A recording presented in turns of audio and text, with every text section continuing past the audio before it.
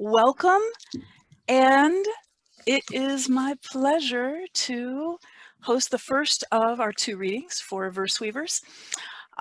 Tonight we have 10 readers, and each one of them is going to read and maybe explain a little bit about their prize-winning poems.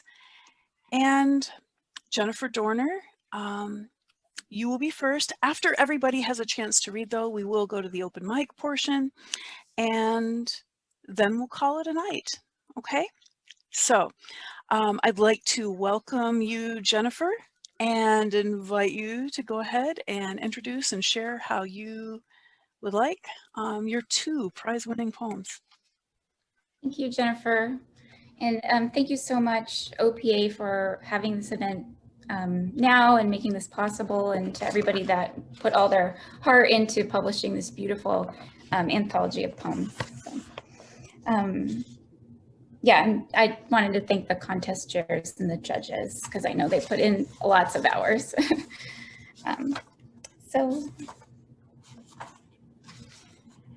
Okay, I'm Jennifer, I'm glad you said that, because I was thinking about how do I introduce this poem, and then I thought, I don't even remember writing this poem. And I thought, that's not true, you know. But I was in graduate school when I wrote this, and so I was working full-time and writing a lot and reading a lot and traveling back and forth between 2 places. And actually this first poem, it was inspired by William Carlos Williams' poem called A Solitary Discipline. And that poem, I feel, is about observation beyond the first detail and how things converge. So that's kind of what inspired this poem. This is called Maps. Halfway across the bridge, where cranes punctuate the air, I regard the skyline I've been taught to believe in. I'm holding on to the smell of the rain.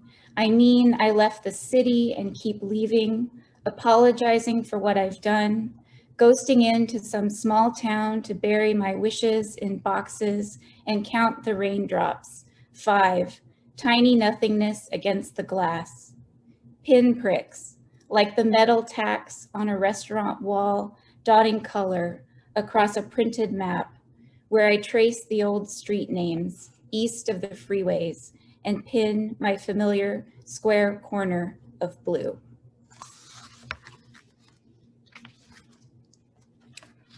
Thank you, Jennifer. And you have another one. Yes. And this one, like I said, I was in graduate school and I had a lucky number, and it was number 17. So this was printed on page 17. I don't know if you can see that, but I thought that was cool. This was inspired by Dorian Laux's poem, Enough Music. And this poem has a parenthetical aside. I think a lot of us here might know that famous one by Elizabeth Bishop, In One Art.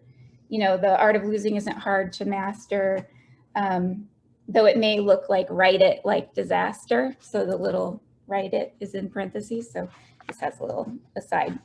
I just wanted to dedicate this poem to my boyfriend who gave me space to write during school. This is Lake Ridge Drive. Sometimes when I pull into the drive and look up at the brown gable over the garage and see the shades closed against the exterior light and the dirt patch we mean to plant and the 2 wiry red shrubs, what are they in the corner? I fall into this pattern of home life. It crosses between us like robins in a field, each small movement. Your truck parked to the right, the music I walk toward inside. Thank you. Thank you. It's so important to have space, and how lovely that you have somebody who was able to be in your space some and then also give you space. That's lovely. All right. I appreciate your time here today and you headlining, getting us started. It's always a little bit daunting to go first, I think, at any event. And now you can just sit back and enjoy, right? So Thank you so much. Our next reader is Deborah Akers. Did I say the last name correctly? That's right. Yay. Okay, good. Great. And well, thank you so much. Thanks to everyone and all the work that went into getting this, getting this Verseweavers together with all the adversity here and there and everywhere. I always appreciate being involved with the OPA. Tonight I'm reading the poem Passing. Just as a quick backdrop, I began this poem as I was cleaning out a storage unit that I had long held way too long, 4 years, with some of my parents' belongings. Each time I opened the unit over the years, I would be struck simultaneously with how unremarkable these belongings were. Some lamps, some furniture, vases and dishes, and yet how even in that sterile environment, they had an emotional charge. That got me to thinking about memory, what it does and doesn't do, and that turned into this poem. Passing. We are little more than strands of memory made flesh. Nerve coils, murmuring well-worn code through wiry core. Stance, temperament, color of eye, all echo. Bound by cells recounting ancient arcs, sure as moon path, as passing stars. Less certain what becomes of our thought fumes. Mapping of acts, bold and timid both, that mark the brain. Residue of love, tracing the beloved. Even the hard-used hammer or ring imbued as treasure must in the end release to faith's acreage. Restored in fragment recollection, though more likely fallen, to rest in fields damp and green.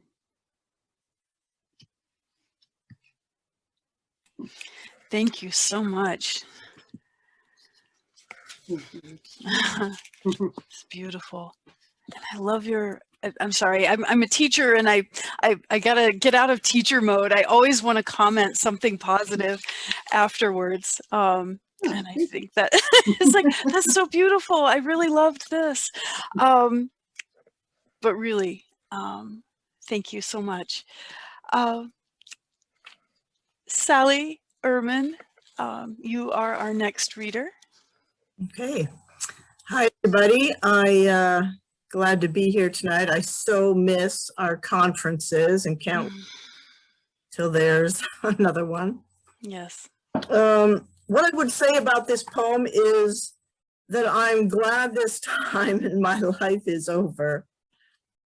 Road trip, Interstate 65.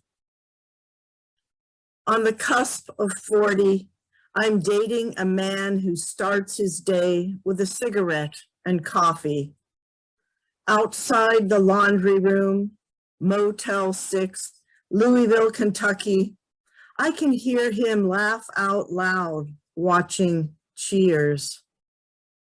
How many Pete's Summer Ales will he drink tonight?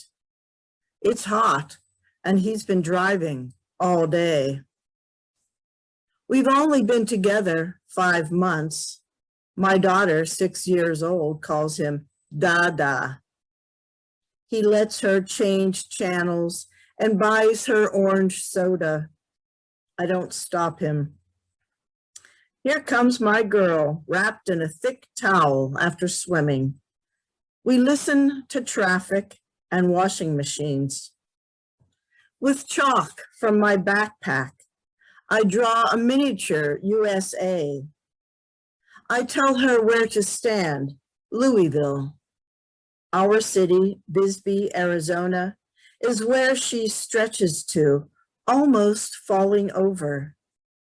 When I suggest that we walk home or hitch a ride, she giggles. But I know how drunk he can get. Thank you.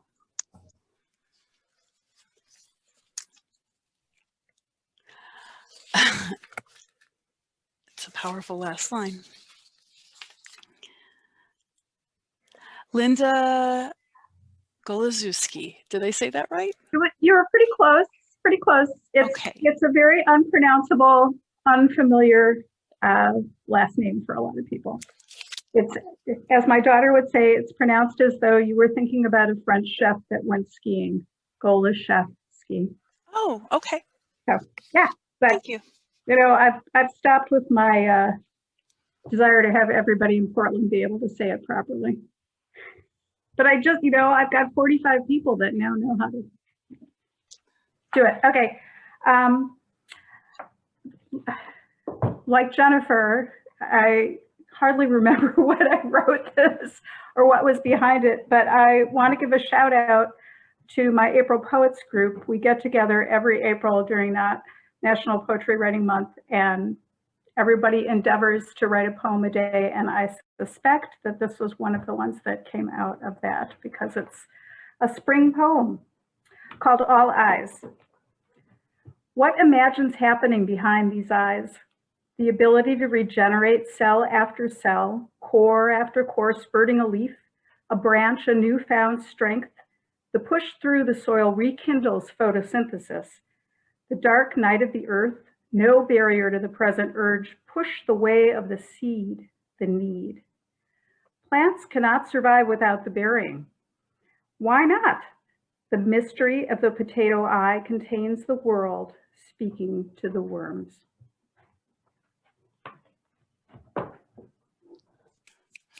Thank you very much. We needed a spring poem. Thank you. All right. I got some hearts. You got some hearts. Oh, that's right. We can all practice our little responses. All right. I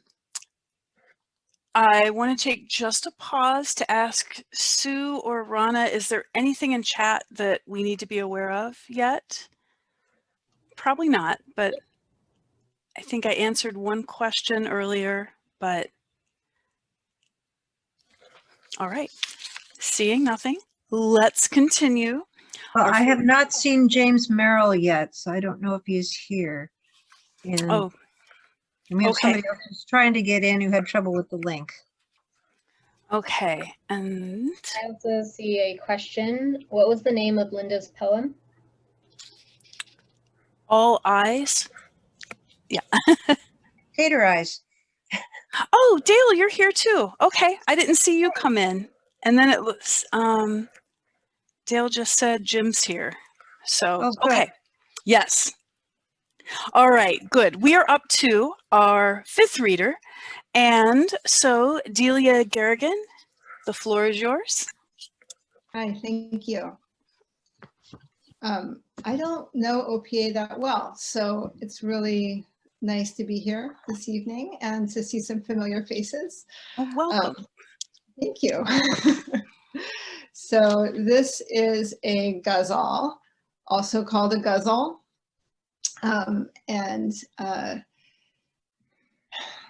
The title is For a Distant Friend. And I guess it's probably self-explanatory, but it has to do with the way your path might diverge as you go through life from what might have been. For a distant friend. While I'm cracking eggs and heaping plates with food, campers and vans line the roadway, an assembly with you. A child's teeth could be opening for the brush when a fox slides out of the scrub, scenting you. At the crest of the hill, the road runs down two ways. Spring moves in and fall goes slow, unwinding again. Still they converge on you. In that unsigned juncture, a split in the air, the resolute grasses dip for you. I return home ahead of nightfall, bent on less regret, tied down by a lifetime of yearning for you. In the season of heavy doors, lacework branches wave against the day's gray glow. Do I wait for you? Roads gravel down off the island to sunburned ghost towns 3 days to the south. Campfire smoke against the water. But you could have mounted that chain of hills that now fade blue off beyond the rim of vision. On the shortest day, again, it's you in my dream, nearing meaning. When Sunday pancakes creep into weekday shapes, I hear the bracken snap. The creak of a rusted latch announces you. You who bloomed into heartroot tapping down, the reflection of a burning cup, who tore free the first burst of words, who but you?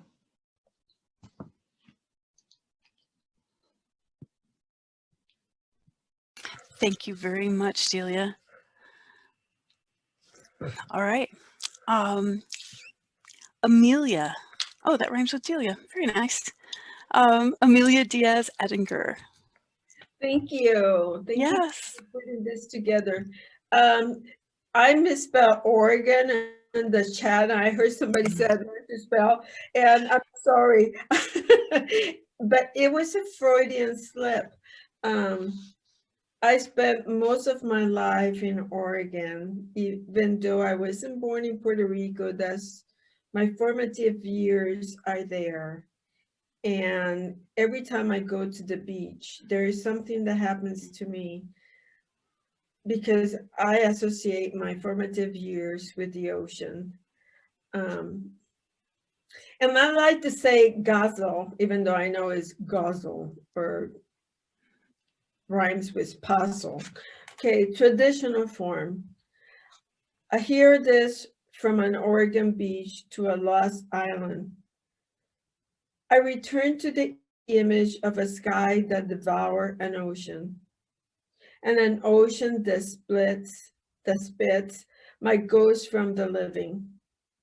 Not by cloud or breath can I touch those faces, faded along with their voices, a choice I made for living. Their memories crowded, too much noise and too many soft touches. Shared echoes that bounce on waves no longer full of living. Even the violent whitecaps, a brief as a wet eyelash, eventually disappear in a blink, but leave an imprint on the living. Maybe it is the cold sand under my feet, a cruel reminder of rooms filled with jovial conversations fit for the living. How many shades of blue are needed to fill a landscape? How many waves can drown the sounds of the unliving? A cold breeze, the hints of fog, clashes with an imaginary trade wind, el viento alicio. Heat discarded like gossamer through the travels of the living. An Oregon beach where palm trees are made with sand and wishes.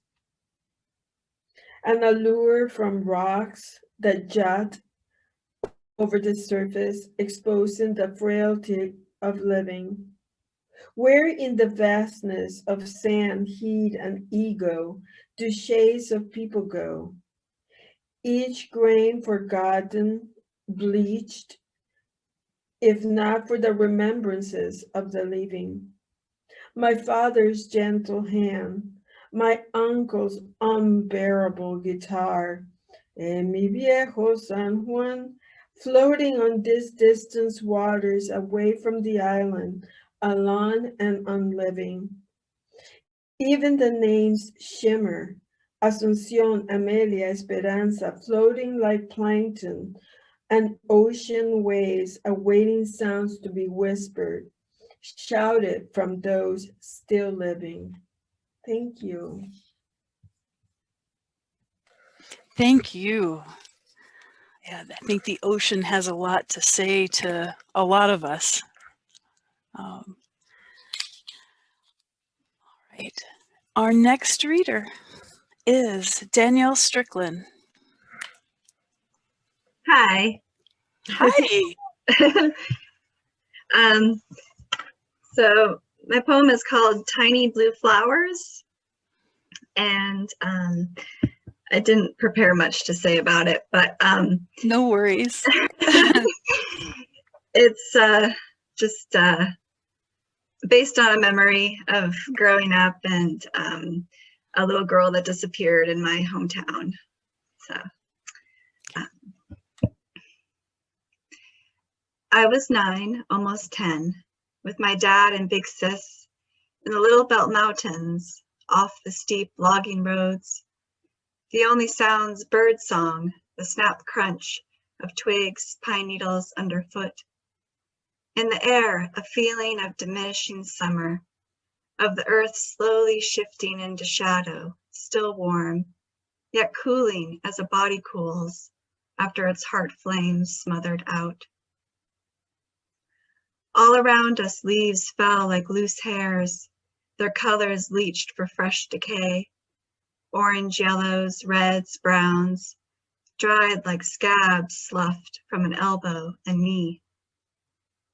We found small heaps of gray ash, the charred remains of a cold fire. We found tiny blue flowers surviving on threadbare, crumpled bed sheets, broken movie reels gutted, black ribbons spooling. We found a hole in the ground, gaping like a wound, bleeding out rusted cans, nomad trash. We found our own unnerved reflections in the shimmering mirror blade of a knife. We saw, could it be, her lost and forgotten red 10-speed. She was 9, almost 10, last seen riding her sister's red 10-speed. In flip-flops with sandy hair streaming as she cruised the one-way roller coaster streets, a cherry popsicle melting in her hand. Last fall, her picture in black and white appeared at breakfast on our milk carton. Her arm bone, her jawbone, her skull appeared behind a pile of dead logs. In the Little Belt Mountains, those I miscalled little bells, like the ringing, surfacing inside my head, a part of me, but not, like the bluebells, those tiny blue flowers that emerge every spring from the awakened, thawing ground. Thanks. Wow, thank you.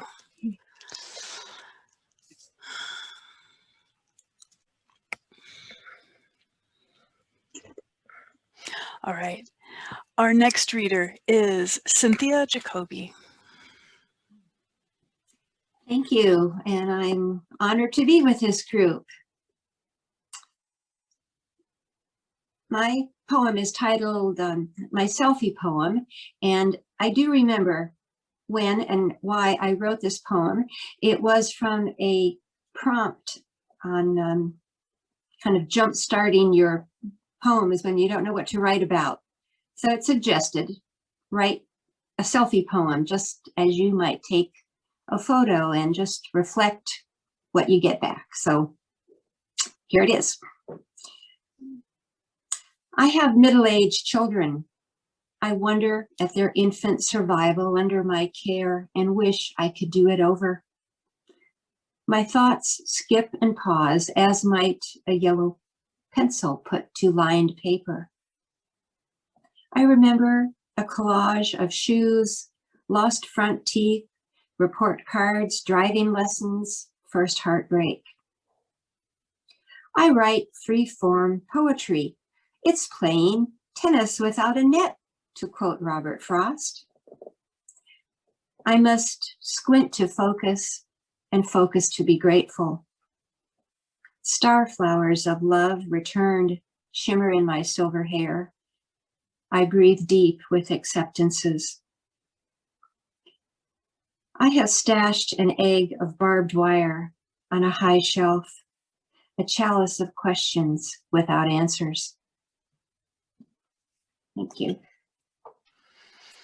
Thank you, Cynthia. James Merrill, you're our next reader.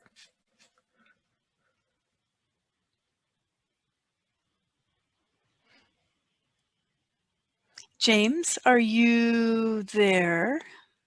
Jim? Am I unmuted? Yes, now you are. Good. It is good. Well, yes, this section is about loss, as the judge mentioned. And boy, I felt the loss in the last two. This poem is also about loss for me because of what just happened in Boulder. I wrote this in Boulder when I was at an MFA at Naropa Institute, and that was in the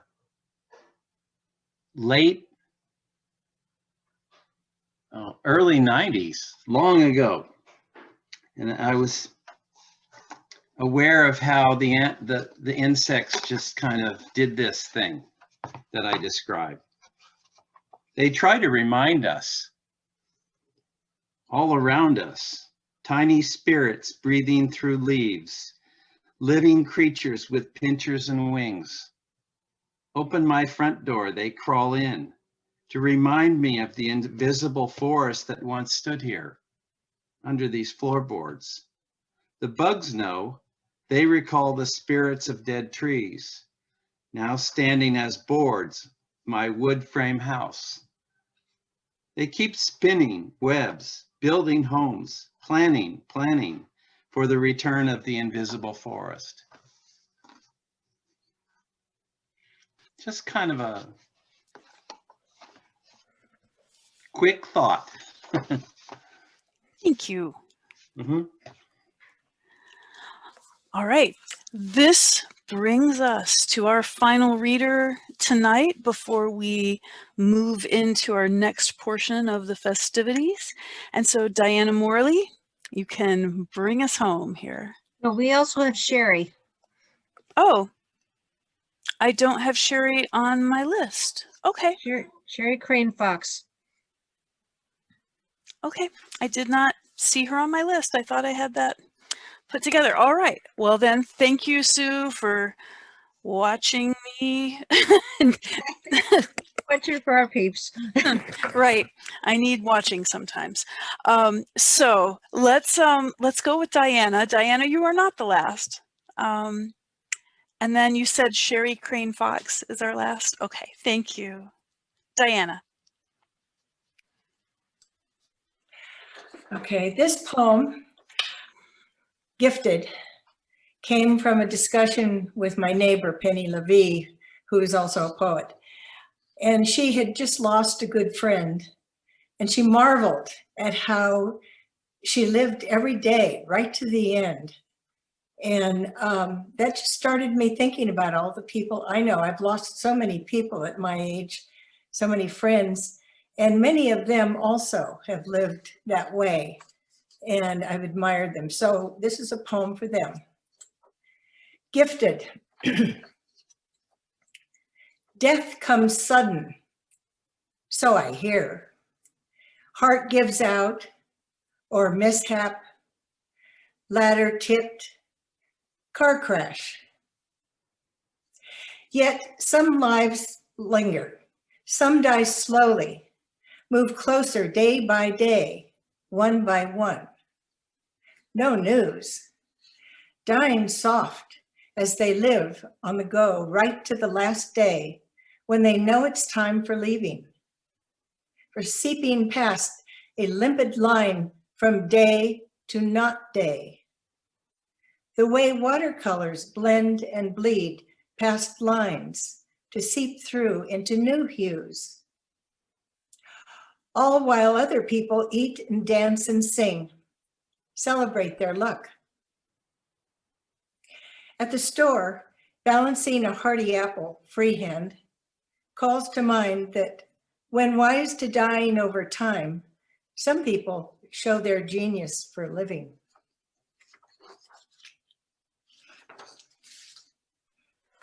All right, thank you so much. We have all lost a lot this past year. Thank you for that.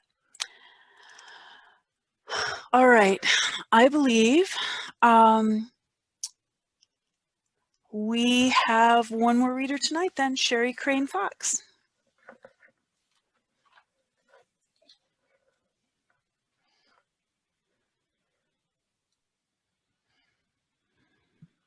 There, let me unmute myself. There we go. Yes. Okay. Hi. Hi. All right. I'm Sherry Crane Fox, and it's wonderful to be here. This poem is about two things that are close to my heart. One is my second husband, and the other is our environment. And I think we're all aware of some of the beautiful things in our environment and the awful things we're doing to it. And that for me was reflected in my marriage, because my husband, my second husband, is my high school sweetheart. And when I was dating him, I did not know that as a child, he was, the only word I can use is tortured. And yet he's still such a beautiful person. So the beauty in the midst of all that ails us is what inspired this poem. Loaded trunk falling down a flight of stairs like choir birds. If you must know something, know that all I remember of our first date was the fifth of Big Bottom whiskey. Know that there are things from your past that don't belong in your presence. That a bruise is where a childhood should be. That the man I saw through the window was only light rubbing up against a copy shop pane, no matter how bright his hands. While I slept, he sold his last Lalique to buy my ring. He lay behind me and placed his past against the curve of my spine, where it melted into knives. Crows climbed across the sky. Below, rust and more rust. We had been burning memories, ash in our mouths, decades like machetes, like hips, or any instrument of torture. He leans over, tips my chin. We were running for years, the edge of our fear nowhere in sight. When we left Portland, the carcass was still warm. Otherwise, it was a beautiful wedding. Pale orchids dying on our shoulders, the water Riesling blue as the turtles went on swallowing bright pieces of plastic, seaweed, used drink straws, a condom turning in the surf. He said, the sound of fighter jets is like God turning up the reverb. He said, there's something about me you should know. It sounded like gun, like father. He invited me to his parents' house. I use the word house here in lieu in grand.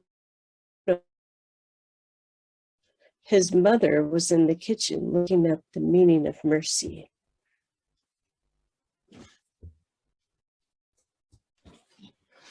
Thank you so much. You're welcome. Yeah. I'm so glad that we were able to have all of you here tonight. Lovely poetry, shaking poetry. I just appreciate all of you. And I'm just happy to be part of this organization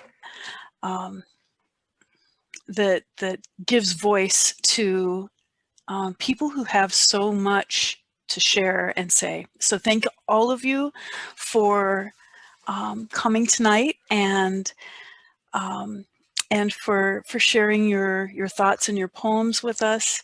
It is an honor to hear you read.